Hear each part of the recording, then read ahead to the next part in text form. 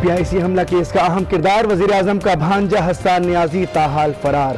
Police ने फिर छापा मारा मगर मुलजिम हाथ न आया। हस्सान नियाजी पुलिस वैन जलाने के मुकदमे में नामजद। फायरिंग करने वाले 2 वकला की शनाख्त हो गई। मलिक हसीब और आजम मियूं ताहाल फरार। पुलिस का तीनों मुलजिमान की जल्द गिरफ्तारी का अज़्म।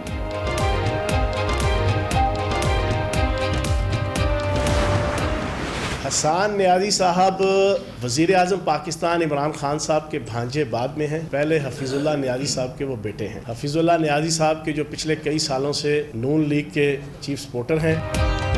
हस्सान नियाजी नून लीग के मुतहर्रिक कारकुन हफीजुल्लाह नियाजी के बेटे हैं। तहरीक इंसाफ से कोई ताल्लुक नहीं। वज़ीर इत्तलात पंजाब फयाजुल हसन चौहान की मीडिया से गुफ्तगू। कहा वज़ीर आज़म कह चुके कानून सबके लिए यकसा है। हस्सान नियाजी के खिलाफ भरपूर कार्रवाई होगी। Whatever happened should not have happened, and it was very unfortunate. I have always understood and believed that divinity, law and medicine are the noblest of professions.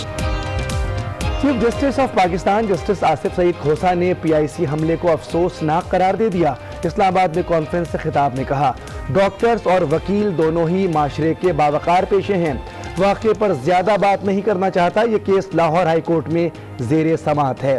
फैसला किया है कि गवाहों को लाना रियासत और पुलिस की जिम्मेदारी होगी।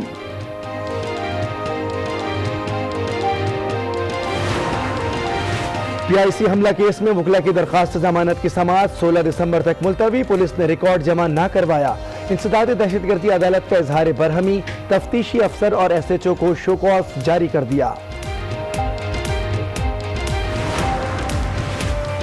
वकला की हठधर्मी बरकरार। पंजाब बार कौंसिल ने PIC हमले में गिरफ्तार वकला की बाजियाबी तक सूबे भर में गैर मुय्यना मुद्दत तक हड़ताल की कॉल दे दी। पुलिस एहलकारों पर यूनिफॉर्म में अदालतों में दाखिल होने पर भी पाबंदी आयद।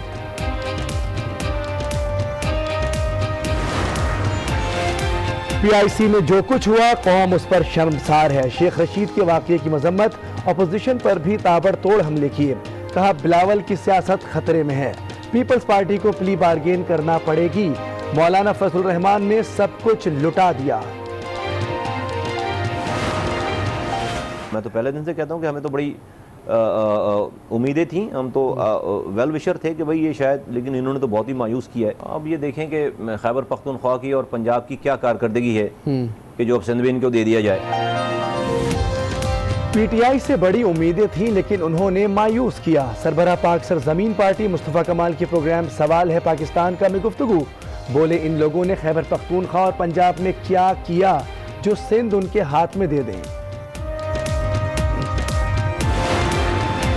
आसिफ जरदारी बिलावल हाउस से जियाउद्दीन अस्पताल पहुंच गए। साबिक सदर का अस्पताल में तिब्बी मुआयना किया गया। साबिक सदर को जमानत पर रिहाई के बाद गुज़िश्ता रोज कराची लाया गया था।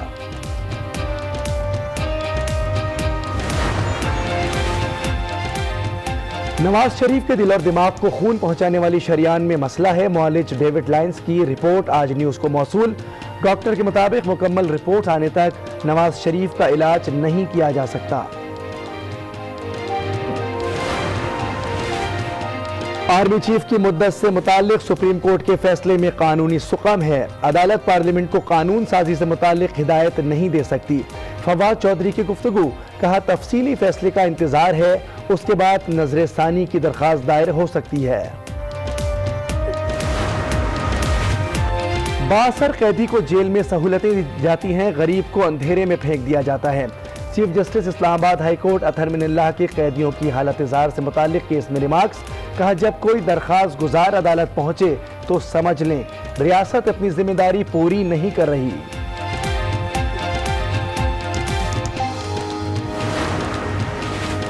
कराची में एक और पुलिस मुकाबला मशकूक हो गया। मुकाबले में जख्मी मुबैना मुलजिम ने सारी कहानी सुना दी। जख्मी उमर फारूक ने बताया सादा लिबास एहलकारों ने रुकने का इशारा किया। ना रुकने पर पुलिस मोबाइल में बिठाकर ग्राउंड में ले जाकर वहां बाजू और टांग पर गोली मारी। पुलिस मोबाइल पर भी खुद ही गोलियां बरसा दी। SSP का नोटिस, इंक्वायरी कराने का हुक्म।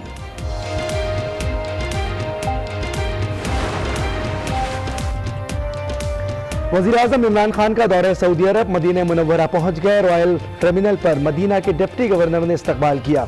रोज़ा रसूल पर हाजिरी वज़ीर आज़म की सऊदी वली अहद शहज़ादा मोहम्मद बिन सलमान से भी मुलाकात हुई।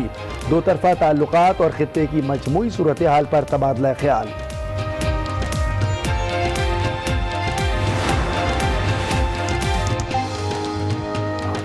Army chief general Qamar Javed Bajwa Abu Dhabi पहुंच गए। ISPR के मुताबिक आर्मी चीफ ने वली अहद शेख मोहम्मद बिन जैद अल नाहियान से मुलाकात की। इलाकाई सिक्योरिटी और बाहिमी दिलचस्पी के उमूर पर तबादला ख्याल। लाहौर में हुनरमंद नौजवान प्रोग्राम का आगाज वज़ीर आला उस्मान बुज़दार ने इफ्तिताह कर दिया। 1 लाख से ज़ायद नौजवानों को टेक्निकल ट्रेनिंग कोर्सेज करवाए जाएंगे। 1.5 अरब रुपए मुख्तस किए गए हैं। सर आपका प्राइम मिनिस्टर भी इमरान खान ये वज़ीर आला मेरा फ्रेंड है, चीफ ऑफ आर्मी स्टाफ मेरा फ्रेंड है, मेजर आसिफ गफूर मेरे मामू है, कर्नल फारूक मेरे मामू है, I am a captain. Multan motorway पर पुलिस का एक्शन, शहरी ने दे दी अफसरान को टेंशन। चेकिंग के दौरान मंशियात बरामद हुई तो नौजवान ने ताल्लुकात का भरम झाड़ दिया। वज़ीर आज़म और वज़ीर आला को दोस्त करार दिया। खुद को आर्मी चीफ का कैप्टन भी जताया। तर्जुमान पाक फौज को अपना मामू बताकर एहलकारों को मामू बनाने की नाकाम कोशिश। पुलिस ने हमजा को धर लिया, 2 मुकदमात भी दर्ज। अस्सलाम वालेकुम, मैं हूं मोनिस रजा। हेडलाइंस के बाद बुलेटिन में सबसे पहले आपको बताएं, कराची में एक और पुलिस मुकाबला मशकूक हो गया। जख्मी मुबैना मुलजिम ने मुकाबले की सारी कहानी सुना दी। जख्मी उमर फारूक का कहना है कि सादा लिबास एहलकारों ने रुकने का इशारा किया। एहलकारों को डाकू समझकर बाइक भगा दी। बाइक स्लिप होने पर गिर गए। एहलकार मोबाइल में बिठाकर ग्राउंड में ले गए और वहां गोलियां मारी। इस हवाले से मजीद जानते हैं आज न्यूज के नुमाइंदे फैजान जलीस से। जी फैजान जलीस, एक और पुलिस मुकाबला और अहवाल यह है कि वो भी जाली निकला है, क्या तफसीलात हैं? जी बिल्कुल, गुलशन इकबाल का ये इलाका है जहाँ पर 30 नवंबर को मोटरसाइकिल सवार 2 नौजवान और पुलिस के दरमियान मुबैना तौर पर मुकाबला हुआ था। पुलिस की फायरिंग से 2 नौजवान जख्मी हुए थे, जो कि अब ये मुकाबला मुबैना तौर पर जो है वो मशकूक तौर पर सामने आया, क्योंकि मुकाबले के दौरान जख्मी होने वाला मुबैना जो मुलजिम है उमर फारूक, इसका बयान सामने आया जिसका ये कहना है कि ये अपने दोस्त के साथ जो है वो मोटरसाइकिल पर सवार था। सादा लिबास कुछ एहलकार थे जिन्होंने रुकने का इशारा किया। इन दोनों दोस्तों ने उन एहलकारों को जो है वो चोर लुटेरा समझा, जिसके बिना पर उन्होंने मोटरसाइकिल नहीं रोकी। पुलिस एहलकारों ने इसी दौरान फायरिंग करने की कोशिश करी, लेकिन दोनों रश के बाद जब ये गिरे हैं, पुलिस एहलकारों ने इनके मुंह पे कपड़ा डाला, पुलिस मोबाइल बुलवाई और दोनों को नौजवानों को जो है एक ग्राउंड में ले जाकर वहां पर मुबैना तौर पर इन पर फायरिंग की और उनको फायरिंग करके जो है वो दोनों को जख्मी किया। पुलिस एहलकारों के मुताबिक जख्मी उमर फारूक का ये कहना है कि एहलकारों ने खुद ही अपने हथियार से जो है वो पुलिस मोबाइल पर फायरिंग की थी और उसके बाद ये मुकाबला जाहिर किया। दोनों मुलजिमान के खिलाफ जो है वो मुबैना तौर पर मुकदमा भी दर्ज किया गया। ये मुलजिम है उमर फारूक, जिसका ये बयान सामने है, जिसकी जानिब से ये कहा गया है कि ये मुकाबला जो है वो पूरा जाली था। खुद है वो फल फरोश है जो कि अपने दोस्त के साथ मोटरसाइकिल पे सवार था। सादा लिबास एहलकार से तमाम तर मामला सामने आया है। इस हवाले से आला पुलिस हुक्काम का ये कहना है कि इस हवाले से तहकीकात इंक्वायरी की जाएगी। अगर ये मुकाबला जो है वो जाली निकला तो एहलकारों के खिलाफ भी कानूनी कार्रवाई अमल में लाई जाएगी। जी बहुत शुक्रिया फैजान जलीस, तफसीलात बता रहे थे। अभी आपको बताएं, पंजाब इंस्टीट्यूट ऑफ कार्डियोलॉजी हमला केस का अहम किरदार वज़ीर आज़म का भांजा हसन नियाजी ताहाल कानून की पहुंच से बाहर। पुलिस ने हसन की गिरफ्तारी के लिए आज रायवंड में छापा मारा। हसन नियाजी यहां से भी सुलेमानी टोपी पहनकर रफू चक्कर हो गया। अवाम ने पुलिस के दोहरे मयार पर उंगलियां उठाई तो वज़ीर आज़म के भांजे का नाम FIR में शामिल कर लिया गया।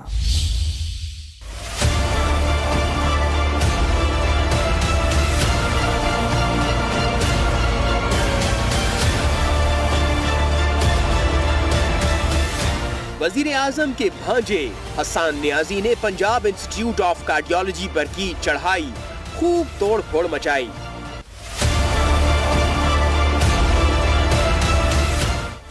बीच सड़क पर कैमरों के सामने पुलिस मोबाइल को आग लगाई, लेकिन शर्म बिल्कुल ना आई।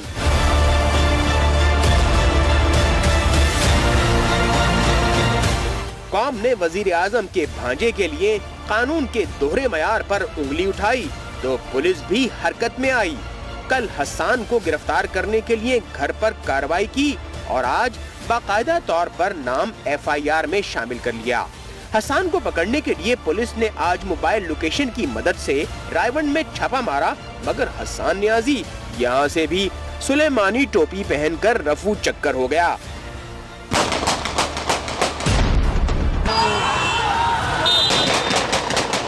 पीआईसी के बाहर फायरिंग करने वाले 2 वकला की भी शनाख्त हो गई। मलिक हसीब और आजम मियो की गिरफ्तारी के लिए भी पुलिस ने छापे मारे, लेकिन काले कोट वाले शिकंजे में न आए।